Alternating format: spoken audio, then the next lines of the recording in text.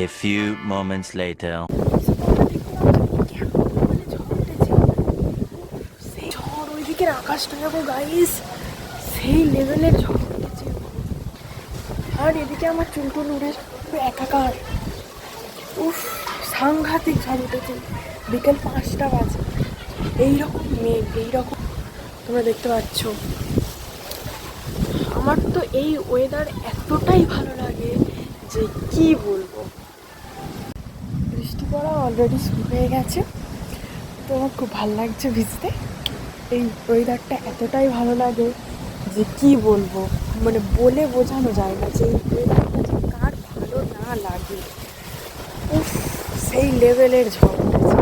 আর তোমরা এটা দেখো, জাস্ট ফিল করো, মানে এই দিকের আকাশটা এতটাই মানে সুন্দর লাগছে কি বলবো। মানে এদিকটা থেকে এদিকটাও আরও ভালো লাগছে। ঝড় হলে বৃষ্টি হলে কোনো যায় আসে না, ঠিক আছে। ঝড় হলেও একটু ভয় লাগে, বাট তাও কিন্তু এই যে বিদ্যুৎ চমকানো, উফ, মারাত্মক ভয় লাগে। আর তোমাদের কার কার ভয় লাগে কমেন্ট বক্সে ভরিয়ে দাও যে কার কার বিদ্যুৎ চমকানোয় ভয় লাগে। আমার তো প্রচণ্ড ভয় লাগে, অলরেডি বিদ্যুৎ চমকাচ্ছে, তাতেও আমি রিস্ক নিয়ে ভিডিও বানাচ্ছি। তাহলে ভাবো কতটা রিস্ক নিয়ে ভিডিও বানাতে হয় আমাদেরকে।